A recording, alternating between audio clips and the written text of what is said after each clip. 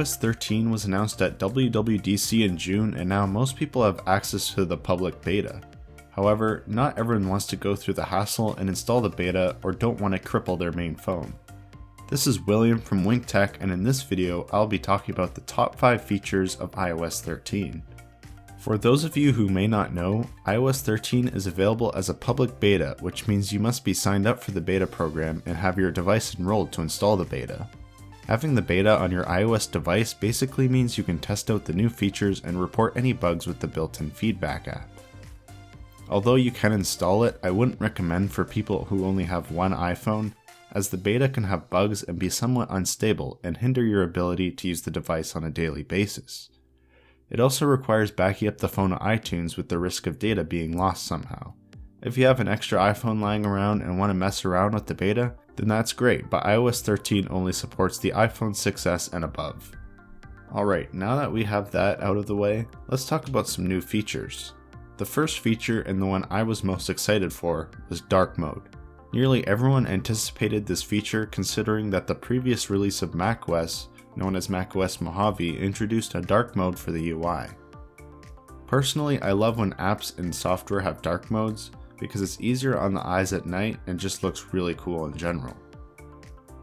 The way it works in iOS is by going into the display and brightness quick settings by force pressing or long pressing on the brightness and control center.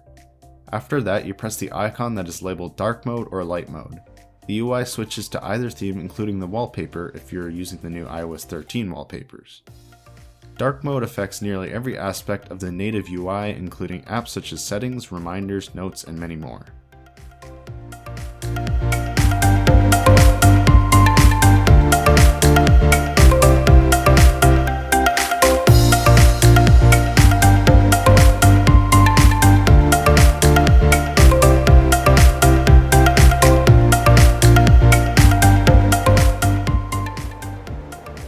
Another big feature in the new update is to the Photos app. Currently, the Photos app has different folders, some different categories, and some events which are made automatically when a lot of pictures are taken in one location. One of my personal favorite features of the new Photos update is the ability to edit photos in the app. You can already do this, but it is very limited to some minor adjustments. Now, you could be a little more advanced and change settings such as exposure, contrast, and black point.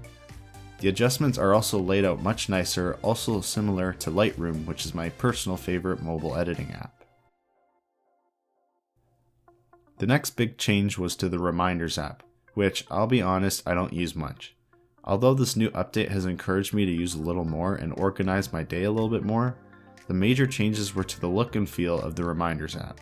Rather than showing what looks like some actual paper lists with your reminders on them, it shows tabs with your different lists on it.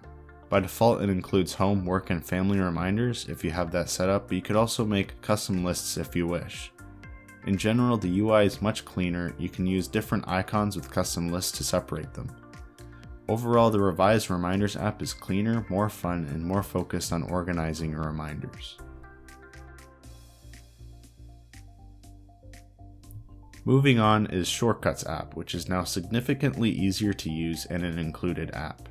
It makes creating custom shortcuts much easier by allowing you to search for system functions and choosing from pre-made scripts for those that are less knowledgeable about coding. Another thing you could do is create automations on your device or smart home if you use the Apple Home app. As an example, I could set my device to play my workout playlist when I arrive at the gym. I would do this by selecting the When I Arrive function, setting the location to gym, then setting the action to play music. It's almost like a simplified if-else or if-then scenario. For the final feature, I'd like to talk about the new Find My app. This app, which most people are familiar with, was previously called Find My iPhone. Find My iPhone was a life-saving app to some and just another junk app to others. This revised version is more streamlined and meant to include all devices and not just iPhone, hence the name Find My. That's not all though. The biggest feature is not the app itself, but how it tracks your devices. Previously, locations of your device were very approximate, based on factors such as GPS and when the device was last connected to the internet. However, with the new system, it uses other people's iPhones to find the relative location of your device based on the iPhone that found your device. This is actually very similar to how Tile works, which is another system to track valuables through the use of Bluetooth and GPS.